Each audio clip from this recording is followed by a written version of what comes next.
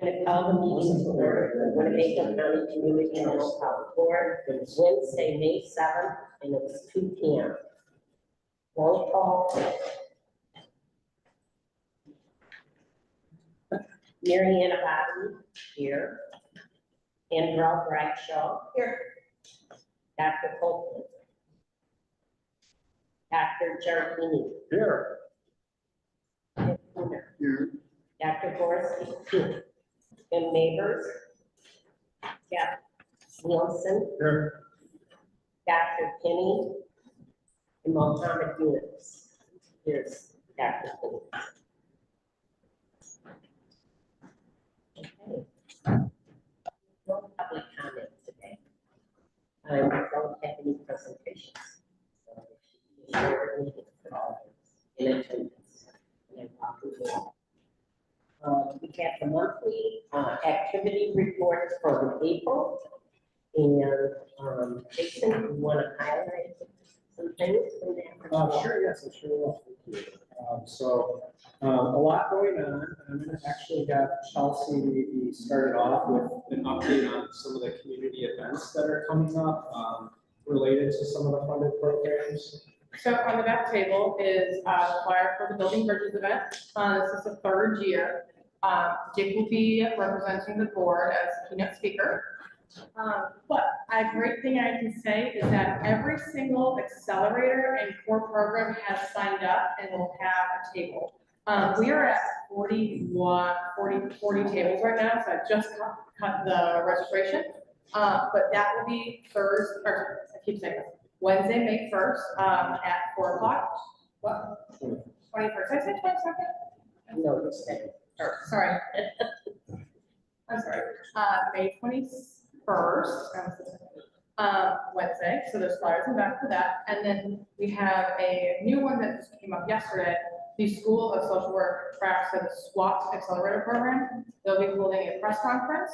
I am opening it up for someone to speak and represent the board. I can also follow up in an email, but there are any takers right now. That would be, oh, sorry, is May 22nd, so the next day at 1 p.m. I can follow up with you guys later, so we'll speak about that. So go back to Jason. Okay. And again, a lot going on, but a highlight, I know the board had asked at the last meeting, kind of a status update on the consultancy project.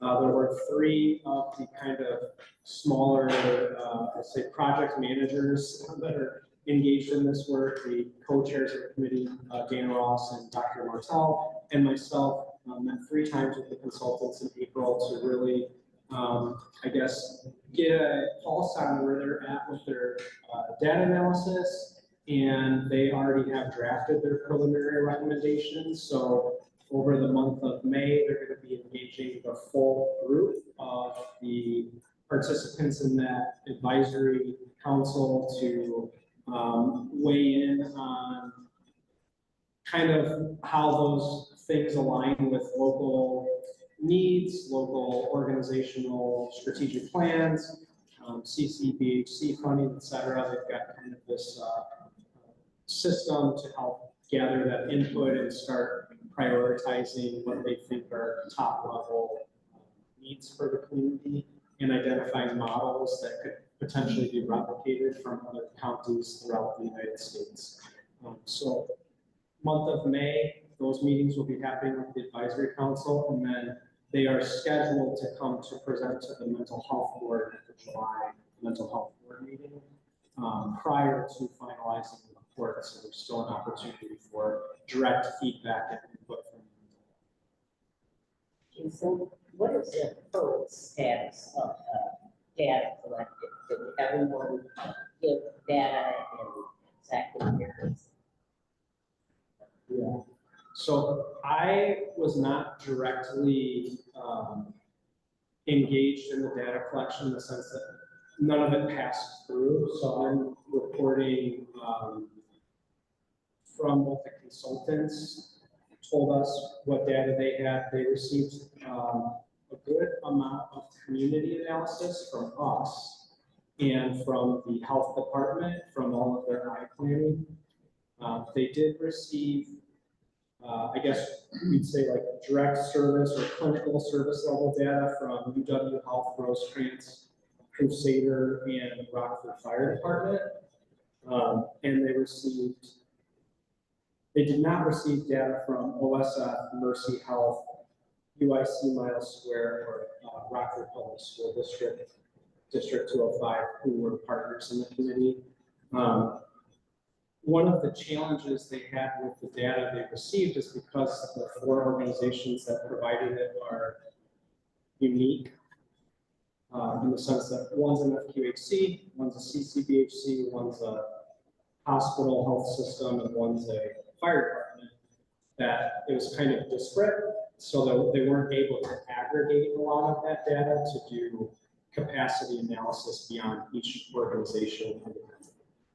So I'd say that was one of the barriers or challenges of the exercise thus far. One of the things that I communicated back is that maybe it would be good for them to look into, if that's the current state, where do we need to go around data itself? What should we be doing better as a community to have that better data sharing, data, collaborative governance and standardization, so that we can in the future have a better idea of capacity. So is it fair to say, Jason, or not, that we don't have yet, we don't have knowledge that sharing of like emergency room data from health systems or inpatient data, I guess that would only be the solution. If we don't have that at this point, is that a fair statement or not? As far as you know? Well, I think the UW did provide that data. The ER emergency room as well? I believe so, yeah.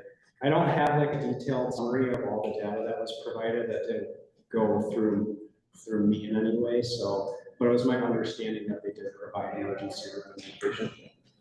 But the concern, Wasn't there an agreement yes, to it provide was. the data when this group started? That was the biggest challenge and Yeah. barrier that we saw. There was a letter of commitment provided. I could go back and look at, specifically, but yeah, I mean, partners that were there did. It was my understanding, as I think the board understood, that they signed on to provide that. Mhm. I mean, is it just simply going to be dropped? That, so no response, no issue with that? The last conversation with the consultant was that they would do their best to model, based on publicly available data, what maybe they couldn't otherwise infer from the data that was provided to them. Were there any reasons given as to why those certain agencies or organizations did not provide information? I don't have that information directly, so. Our expectations were based on that letter, that every health system was going to be able to participate in this. That they would not release it publicly, but they would be releasing it to the consultant.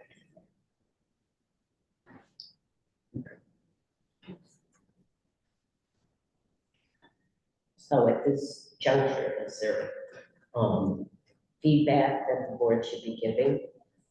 Or what, just wait till we hear the report from the consultant? In terms of the consultants process, that, they're intending to present to the board in July. They're meeting with the advisory group on Tuesday, so that would be the next chance they have to reflect this information back to that group.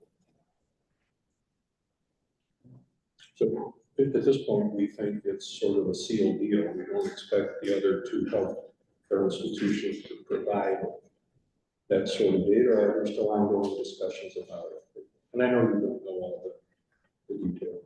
Yeah, I did not get involved with the direct collection of data from the health system, so I could get more information about that and report it back and share that with you all, if that would be requested. But I'm just wondering if, to Mary Ann's point, it wouldn't be a good idea for the June meeting to resurrect that letter, or letter of commitment, so that we could all see it.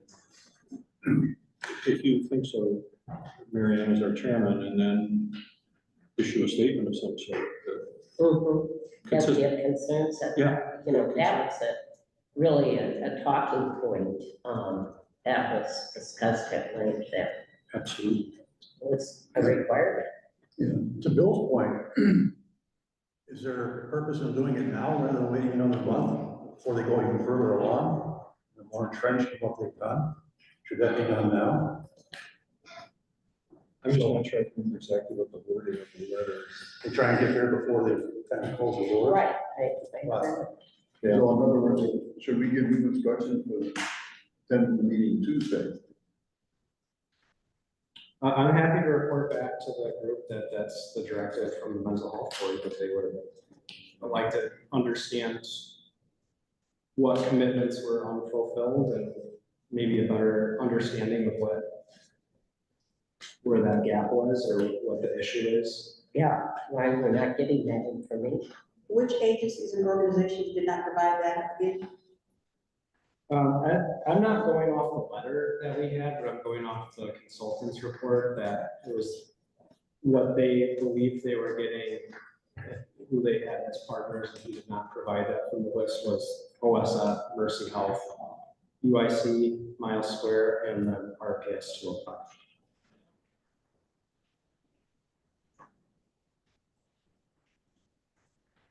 Okay, Yeah. so, go ahead. I would like to make a motion that we ask in the advisory committee for the information regarding like why health systems are not sharing information with the consultant per previous agreements.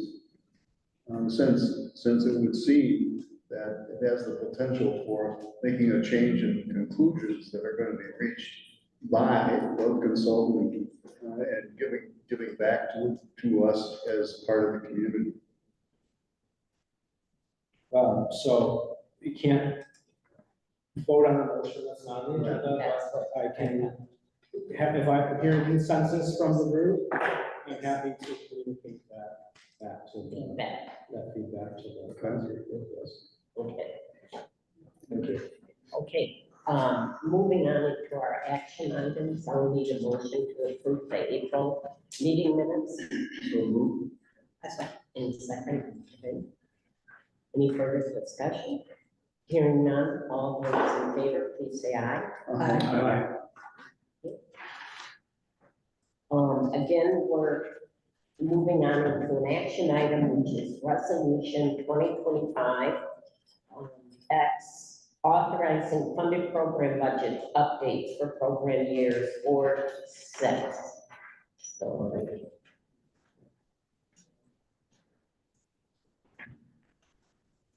okay. So, this resolution will authorize, the Winnebago County Community Mental Health Board, I'm trying to summarize this, so I'm not reading the whole thing.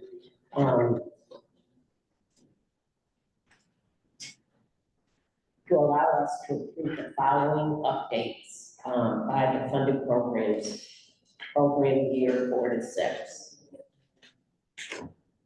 So,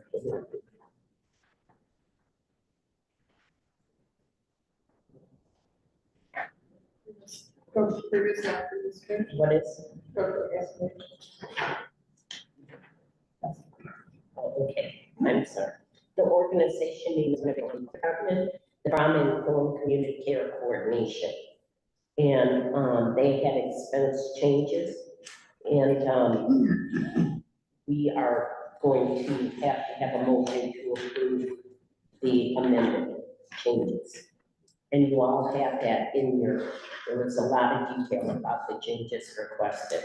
It's not more money, it's just moving money around. So that's what we're gonna be voting on today. Second.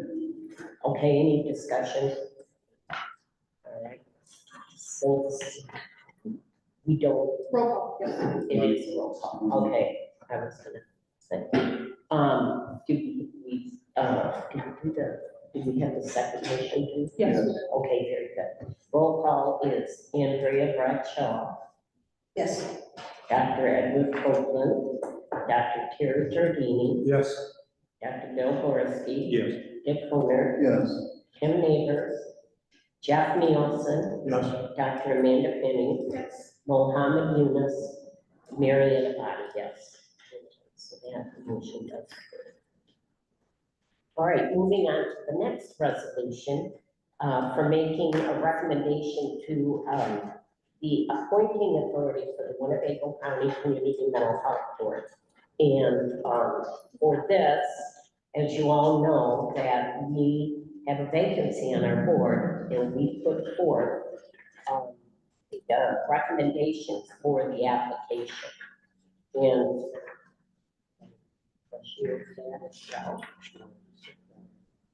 well, I did. Yeah, I'm gonna do that. Yeah.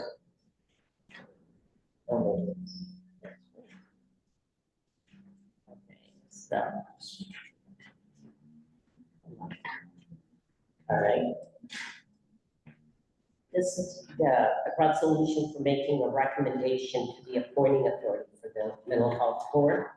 And the board has reviewed applications, and I reviewed the applications, and our recommendation are two individuals. The first person that we're recommending is Colleen Taylor, and this applicant is a licensed mental health professional that has worked in a variety of clinical environments with extensive experience in community mental health. In addition to a master's degree in community counseling, she has a doctoral degree in organizational leadership. Her letter of interests demonstrates an alignment with the board's mission and values. Additional applicants with identified relevant skills and/or expertise is Matthew Kindler. And Matthew was an applicant that we recommended the last time there was a vacancy. The applicant is a licensed mental health practitioner with extensive experience in community mental health, crisis response, behavioral health within the context of the criminal justice and court systems. His letter of interest demonstrated good working knowledge of the board's functions and its funding program, as well as personal and family lived experience.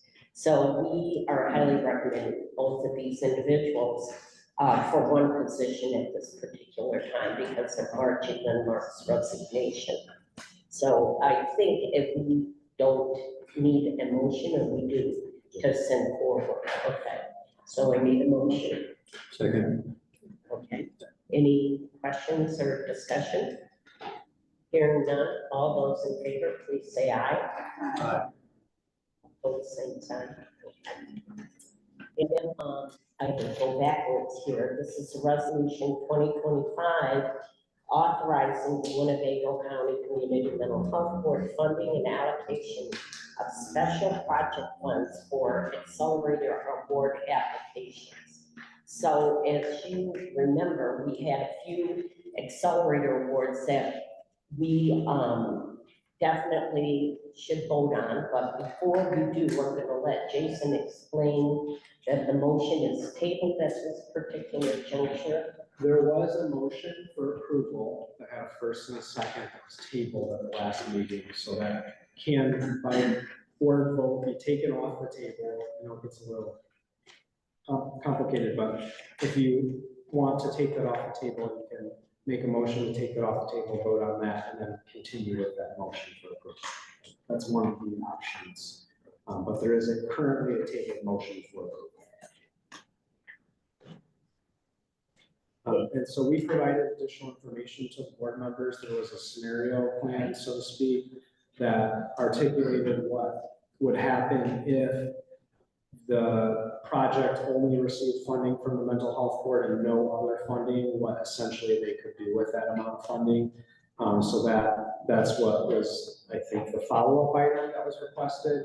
And then there's someone from the program, I believe, that's available to answer questions if you should have any additional questions. So the discussion will have to come under the second motion, but get it off the table. Revise the original motion, then have discussion, correct?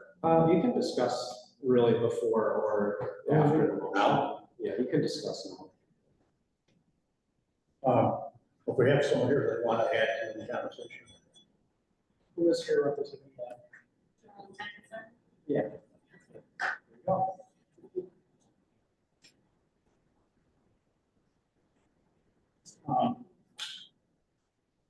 We received, it's like a budget of 1.7 and a, we're not, is that a space they're talking about? Yes, that's the space that I'm talking about. As you see on there, they have to cut into the classroom, so we have to add an additional classroom.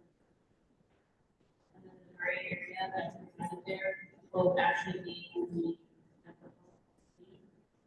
And they went away from using the actual offices for the writers, so they have an area for them, and their desks, so that would not on the cost.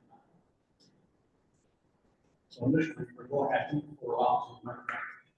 How are you going from one space? They're really not that for us, that kind of thing, and just having like stations in there.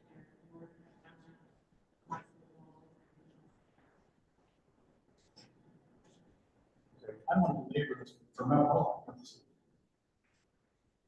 But they were surprised, and also taking down the wall. Yeah, because they're putting it off to the side, and then I'll see, they're figuring it would be better confidentiality, because the kids won't be able to see who's in there. And that was what they are. There's one open space for the providers, or individuals providers. Right, but they can use the programming space and they can use the other room in that area to have these sessions. This should just be their office space.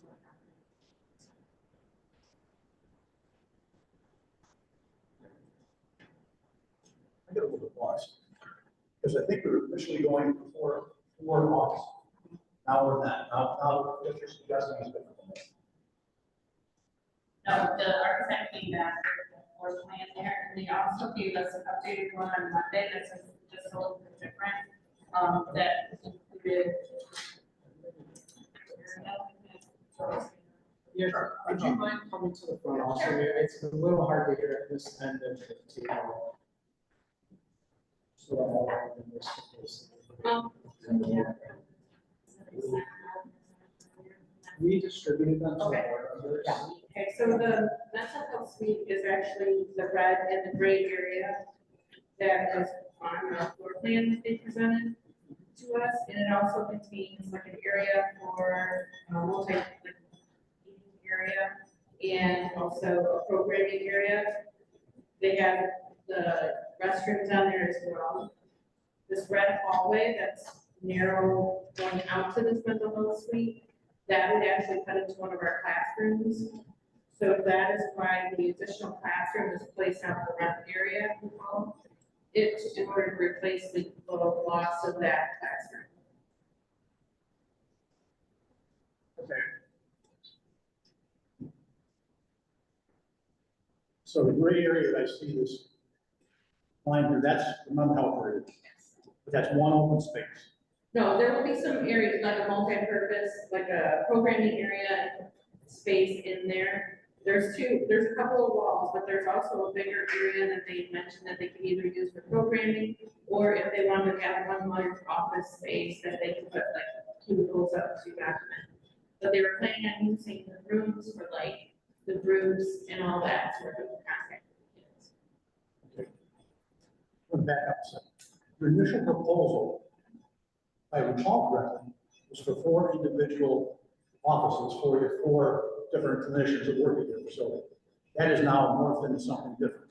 Right, because the architect, when we went back to them and told them who we had to work with, they were trying to develop a plan that would be more cost effective and not obviously as much as we originally planned for. Sounds like a beat with death. I don't mean to. What does that do for your clinicians though? Because They're looking to talk to 4 different juveniles at the same time. Let's say they're gonna bring in A, B, C, and D at the same time. This does not give them the individual space that they were looking for initially, correct? Well, it doesn't give them the exact office space, but it gives them programming space, and it gives them additional rooms that they can meet with the kids in.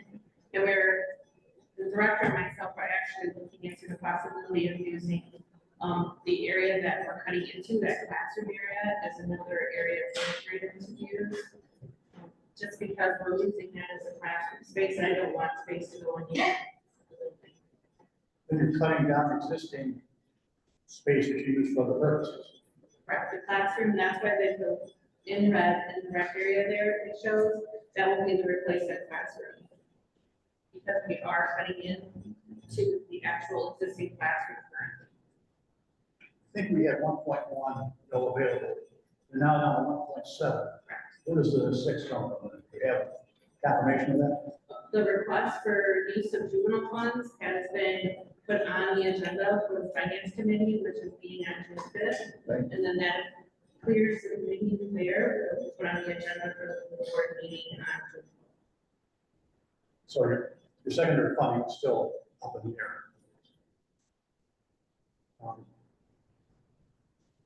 I just have one question real quick, and I know, Jeff, this might be to your point. You had to cut down the classrooms a little bit. Now, having worked in and around that, those classrooms aren't big to begin with, and then when you have several juveniles in there, it's not safe. It's not conducive to good learning either, as far as that's concerned. So what are you going to do to help alleviate that problem? Well, we use the cafeteria also. Yeah, We I have know. the building, or we have the classroom on the other side of the building, Mm-hmm. and then the red space that's labeled classroom, that would be the actual replacement classroom, the one that we're cutting into. So currently, that would put us back, if this plan moves forward, it would put us to 3 classrooms, which is what we have currently. How many students can you put in the classroom? 12. We're talking 36 in the 3. And there are times, your capacity is beyond. And if I could understand where my colleagues are going, so the opportunity to provide private counseling one-on-one simultaneously could occur in spaces that would be private. 4. Probably 3 to 4, correct, but right now, honestly, they're meeting with the kids in all sorts of spaces throughout the facility. Because their office space is not conducive to doing that they're using right now. Well, we have, it's just recently had 1,027,000 and change that gets us to the 10 million. So in the absence of that, we can't do it. In the absence of the other funding from the county, 600,000+, we can't do it at all. So there's still. There has been conversations that I have not been a part of, and so they're looking at other options as well, but they are determined, it seems, as though to find funding. So I'm being told that the juvenile fund is the main one that they're looking at right at the moment, and that would go to both next week, well, a couple weeks too. I think we established at previous meeting that this project is gonna have to be done regardless. So it's gonna be done. There's no doubt they need space. I mean, I've seen it, you've seen it, all the board members probably have too. And just, Yeah, the part that bothers me, we're going from 4 individuals to a little bit here, a little bit there, a little bit here. There's the 4 initial rooms, exactly what you need. Exactly what you need. Excuse me, that original request was 2 million or? Yeah, let's switch it. You also have a much bigger plan for juvenile to be redone, correct? Correct. Where does that stand now? Currently, we're focusing on this and the board is, so we've been told by the finance committee to present to you. Let's say this goes through and then your other master plan goes through. Would this space then be changed again via the grand plan? No, we always had office space for freedom, so this would just, the architects would say be able to add on after this. This would not be like a standalone sort of project. It could stand on itself if we didn't get further funding, but they would easily be able to create the additions going towards the back. So this would be temporary, then gets gutted, redone, the other plan goes through. No, according to the architects, this was originally part of the plan, and this is how they had it anyway. And the other phases, would go forward if we receive funding. Are you happy with what the presenter? Considering where the freedom, staff is working right now, it's an improvement. And it gives them a designated space to be able to do programming, which now they currently go into classrooms, so they have to wait, for space to free up in order to use it. And this would give them the opportunity to do, one-on-one sessions in a confidential area, so that other kids in the facility would not be able to see who's speaking. Thank you. Okay, so the next step is to have a motion to approve the problem. So for the vote, Yeah, I got that, yeah. Take it off the table. Yeah, Just a reminder of this funding type with the accelerator is paid for deliverables, so it's not money given, and then a hope that the project gets done if there are deliverables, 25%, 50% projects, so on any capital improvement projects, there are some benchmarks along the way. Obviously, if those construction elements don't happen, the remaining payments are not given. So just to make that point as well. That does beg one question. If you get it down to funding in the next 2 months, when will this project? Go ahead, what do you think? They were hoping to get this fall, but I don't have enough data on it. So again, just in summary, you're saying you're comfortable that this is going to provide 3 places at a minimum that offer privacy to these kids. In other words, for confidentiality between themselves and their therapists. Yes, it will, because compared to where they're meeting right now, they're meeting out. We hear that, I mean, we hear that, but, okay. All right, okay. According to the design, the architect. needs Okay. this. So that's what we should take as being the improvement. Thank you. I hope I'm not violating some Robert's Rules of Order thing, the point of discussion, but is it possible, if this comes off the table, that a motion can include, if approval is to occur, that it's dependent on the county's bridge funding to get them to the number they need?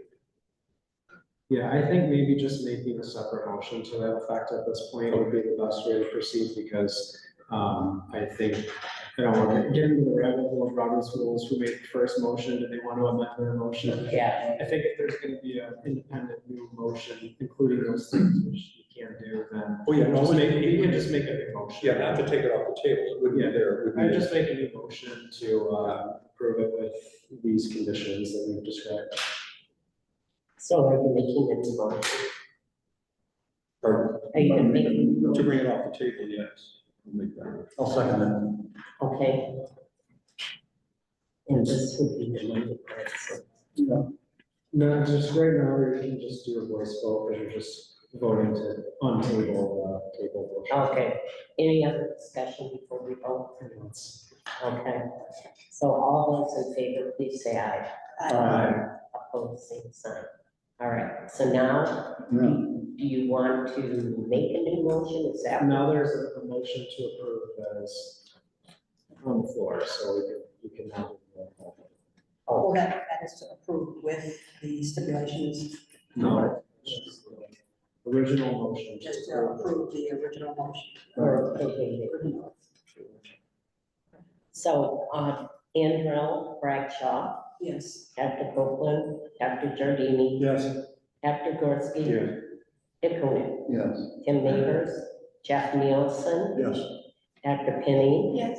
Mohammed Yunus, Mariana Body, yes. Okay. So So, That is the conclusion of the accelerator awards. it is, and we're very happy. Yeah, A year and a half later. right. Good programs. The next item is the HIPAA compliant rideshare program, funded program use policy. So Jason? Sure, I'll just give you a quick update. I've been talking about this for a long time as well, but we are now contracted and we have only 10. How many providers are in the pilot program? The pilot program 16.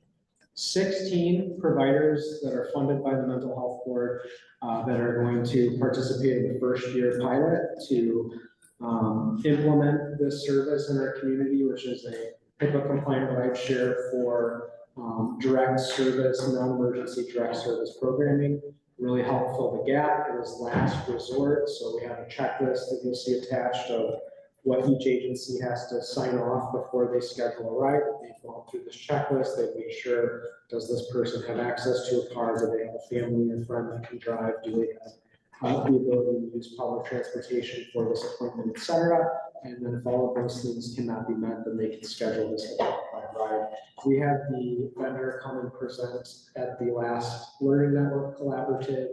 It was very engaging. We got a lot of positive feedback from the programs afterwards, and then 16 programs signed up to say, we want to be in the first year to put this into implementation. So those trainings are being scheduled, and some are already scheduled, but we do want to have a user policy from the board that dictates the expectations from the funded programs for using this policy.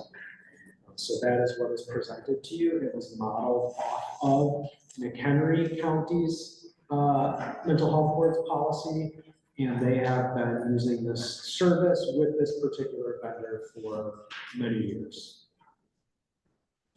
Jason, what makes this called HIPAA compliant? HIPAA to me is typically records and all that. Why is this HIPAA compliant? Because there is private health information included in the scheduling of the rides. There's a person's name is put into the system. Each organization has their own profile, so other organizations aren't seeing that, but the vendor themselves can see that when they're scheduling this ride. In some cases, we can have specific categories to keep it connected to target populations. So we add a custom field and say, for this user, you're using it for this type of service that's in the community support system, and you're using it for, and this person falls into this target population of seriously mentally ill. That gives us the ability to not only maintain compliance, but also to track that data and see where the need is really being met, where the service is being used. But with all of that information being put into this portal, a third-party vendor has access to that and sees that, so they have to be HIPAA compliant. So not only does this vendor have their policies and procedures in place for that, they have insurance for that, and we also have a business associate agreement that again is also modeled off of McHenry County that we have entered into agreement with the vendor to assure all the protections for the actual service provider that they're covered as really. So people they hire then, they train them to be compliant. Yeah, okay, thank you. Okay, we're gonna, yeah. One other question, Jason, and I just happened to, I looked at this before, it just jumped out at me. Staff must confirm the clients understand the platform is not a permanent solution and should explore alternative long-term options where appropriate, but I could see situations where for a given individual, this is a relatively permanent long-term solution. So I'm assuming there's not a cutoff, it's just that in good faith, right, person needs to explore. Yeah, we're like general case management principles of trying to power and connect to resources that are available. Yeah. But there's no cutoff. But, okay. So I will need a motion for approval of the policy. So move. Okay. Any further questions, discussion? Hearing none, all those approved, please say aye. Aye. Opposed, same sign. All right, that's our action items for today, but we do have some discussion items. The impact report issue, and maybe Chelsea, you wanna Yes. speak about that? So you guys were all given that on, in the board meeting packet. I would like for you guys to provide any of your feedback by Friday at 5 PM. That way we can move forward with the actual, printing of the report. We're gonna have 400 printed, and those will be rolled out as like normal at the Building Bridges event. And then I'll also follow up with you about the other information at the public events. So you will email that information to me. So if you have no other feedback by 5, we'll just move forward with that version, make it final, and go to print. Okay. And the other discussion item is the grassroots funding, and Jason's gonna. Yeah, so after our last presentation that we'd given at the last board meeting, we were, it was, I guess, good timing that we received all of the follow-up materials from the St. Louis Children's Foundation. And so we forwarded that to all the board members. I think they provided a Dropbox link for you to review that.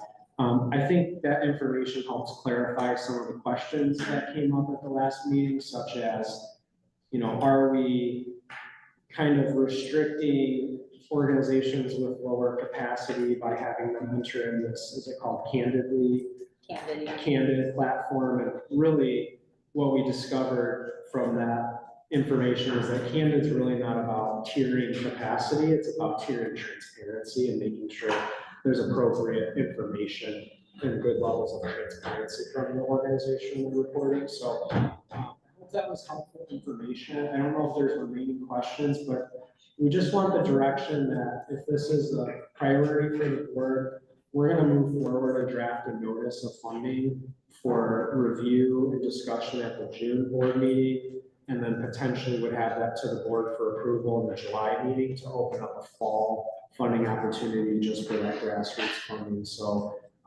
again, that, you know, that will take some resources and time, so just wanna make sure that everybody feels good about moving in that direction before we proceed. From your perspective, there are plenty of organizations that fit in this situation. Yeah, I think not only are there organizations that maybe have not yet been funded, I think there's even some organizations we found that in our core program funding, had we had this earlier on, they might have been a better fit for that, just because it's like, we have organizations with multi-million-dollar budgets and organizations with multi-thousand-dollar budgets, all doing the same reporting requirements and compliance requirements and everything else. And Dr. Gorski, I don't know if you want to comment, we were at a site visit recently where some of that kind of conversation came up. Yeah, and I apologize, I wasn't here for last month, it was a witness group discussion about this topic, but I said to Jason after last week, Chelsea and Alex, Jason and I went to the Tom Cole Foundation, which some of you know is a very small organization, founded by an individual that had a personal family tragedy of suicide. And I specifically wanted to go, is it the smallest organization that we fund? Certainly by award now, I would imagine also by actual organizational, operational budget. And I thought it was a great visit, and I asked the executive director, founder, you know, I want to hear exactly what you're doing with our money, but also what do you do with the totality of what you do. And our funding is mental health first aid training for a large number of organizations. And Chelsea said, how many of our funded organizations? So I can't give an exact number, but about 75-ish% of the organizations that we fund as a whole have actually been trained through coming around for mental health first aid. So organizations will bring them in, train the staff. Through our dollars. But the other things that they do is that they facilitate individuals who, the best way to put it, maybe would have funding gaps in their ability to access therapy, and their either co-pays don't quite, they don't have the money for that, or there's a gap in funding, and they're able to provide funding for people. I think the arrangements with 12 organizations to outsource for counseling.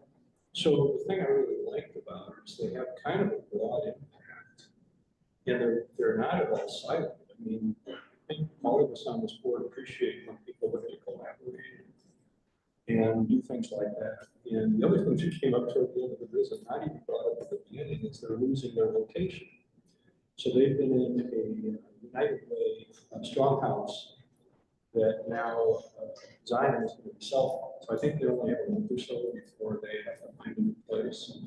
So all of that wrapped in, and what I missed in the last month's discussion on grassroots funding, it struck me, maybe this is an example of an organization that I think is, I felt is doing very good work, collaborating with a lot of organizations. Probably could do more and do better with additional funding and additional help and executing what they're doing. So I mentioned the Jason evaluation. The only thing I gleaned from last month's discussion is this would require more staff time because they don't have the infrastructure to manage a lot of. Yeah, so Children's Service, and again, they've gone up to 30 grants, I believe, roughly in this program. They have 2 full-time dedicated staff. One's on the financial side because they find that the smaller organizations sometimes need more support on their financial record keeping and filling out reports. And then they have a full-time grant manager for the program. And that's in addition to then the distributed functions that just go to the communications department or other functions. I would want to do it significantly leaner than that, but I would probably say I would estimate maybe close to a 10% increase in our operational kind of admin budget. So maybe from where we're at 645 right now, just drop roughly over 700. I think that we would need that to operate this with integrity. I think to do it without adding additional resources, it won't be successful, and we won't be able to give support to the programs that we're really good. I agree with what you're saying, Dr. Gorski, about, to paraphrase, small but very impactful. A couple weeks ago, I was a part of a site visit for Nikki, Jason and Alex and I, and we happened to be in a site visit for Nikki, but the town hall, they were actually presenting. And so to see them, or her specifically providing that type of education and information to a great number of other agencies that we also provide money. I think they said the entire city of Rockford wants them to go through this, and they can't. I don't think they can wrap up and do that right there. Right? The city of Rockford, they don't have the bandwidth to do that yet. Do they? The entire. I don't remember what you said about that. It's the intention, I think, was there. I think she was, saying that they don't have enough trainers to scale further, so they have to start doing training. The intent is to get all staff from the mayor, because the mayor's gone through it. Mental health, MIH, and CCRT, right, Mary, is that correct? But it's just, they are limited on people who can actually facilitate it. So, and also takes time through all the staff at City of Rockford, so. Okay.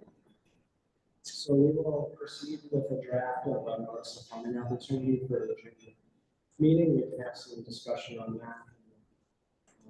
Move forward from there. Other matters. Yes, I have other matters. Can you folks hear over there? Can you hear me okay? Because this is going to kind of indirectly affect you in some way, maybe. I have spent the last several weeks out with the CCRT and our City of Rockford Police Department. As some of my colleagues here know, I'm also a co-responder, so I've had the opportunity to kind of go around and see how they are doing it, how I was trained, and how they're doing it. One of the things, and Jeff would appreciate this, is that I was at District 1 on one Saturday night here about a week ago. And the sergeants that were there that night were telling me that they are seeing an influx of people from outside our community. We're seeing more and more, so they'll say to you, how did you get here, John? The hospital dropped me off, coming from other communities. Now, this is an ongoing thing. This is not something that like Mary Ann that said something about it. I talked to her with that too. And one of the other things that we found, there is a person in our community that's here from Seattle, Washington. How did you get here? They gave me a bus ticket. Now, you and I both know that we're here to serve community members in Winnebago County. To start serving members outside of our community could be a deficit or a detriment to how we want to organize and make sure there's enough money and funding. Jason brought this up, I thought this was a good point. What if we continue to take this in and this board gets out, we haven't done nothing about it? Now comes time for us to vote it in, vote for this again, and what will happen? People say, wait, my money's going, only want to make a contrast. So, I'm going to do a project, data collection, and some fact finding, or all the above, and see what I can come up with.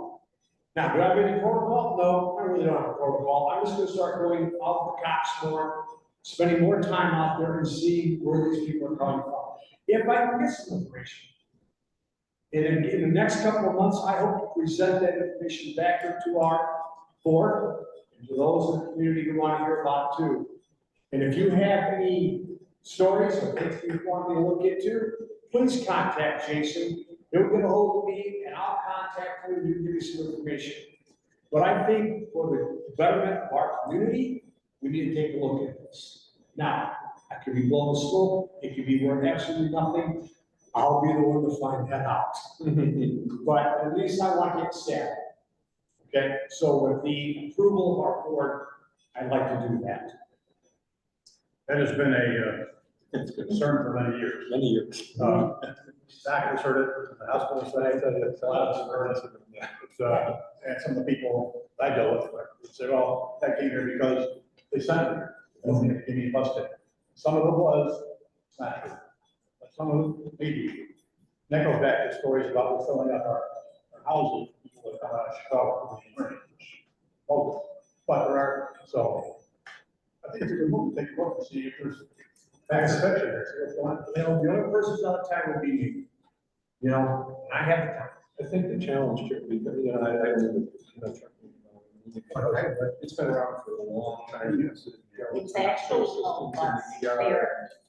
Right, it's called amongst mental health professionals. Oh, yeah. That people are occasionally given a bus ticket to private community. Even back when we were, I think the challenge would be figuring out what's the magnitude of the issue, because every one story has a halo effect that seems to magnify it. Right. So I've been on the road for years, and, you know, another source, Terry might be talking to Crusaders, you know, I always had the feeling years ago that in order that the community that does an exceptional job of having social programming for those more vulnerable will become attracted Right. to other communities to say, hey, why don't you go up to Rockford or Crusader Hills and you go up there. So what I never knew, I could never figure out how I was working is how much of it was this much, this much. And I'm still uncertain how you get a hard count on it. But kudos to you for trying. I'll take a stab at it. Absolutely. Agreed, but then the secondary issue also becomes, if Jeff from Joliet walks into Rosecrans and says, I need help, so you're from Joliet. Whole other issue. All right. For psychiatric crisis, they would have to. Yeah, right. Or they walk into the ER or somewhere else. Yes. Yeah. So I may have put my footprint off, but I'll find out. We all appreciate you doing that. Nail that down. It was my, one of my concerns when we first started doing this, was I was afraid that we would attract. So we can't make a motion, it's not on the agenda, but it sounds like we got consensus. All right. One more real quick thing. Yes. This event's a good example. If we were to go there as a board member, would it help if we had a name tag to identify us as a board member? Only because, so they don't look at me and say, it's the one that walking around here. I can make you name tags, I can make you stickers. Is anything left over, Chelsea? Yeah, we do have Randy here. If you wanna. Now that we I don't have, worry about a shirt. Bill can sign. That, That's up, yeah. yes. That's what we're talking about. Yeah. I said, just a little name tag or something that says you're a board member, that we're I talking to can somebody. do that, Yeah. that's all. Jason? I agree with that. Well, we did a round of branded gear at the first maybe year, and we've had several new board members since then, so if that's a desire for newer board members to have some of that gear, so when you're out in the community, there's an ability to be identified, especially if it's a community event that's mental health focused. If you'd let us know your interest in that, then we could see how many are needed and then put together. I'm happy with the name tag. Okay. If that's, if that's simple enough, then we can stick with it. What about anybody else? I mean, if they're interested? Oh, that would be a good idea to develop a name tag for the current board. It doesn't have to be what Bill is working, it can be something else, so. Put lights on. We'll explore some options. Yeah, I was gonna say, can you send us some options? Yeah. We'll send some options and Thank name tags versus shirts or whatever. Yeah, Okay. I'd like to make a motion to Good. adjourn. Yeah. Second. Second. All in favor, please say aye. Thank you all for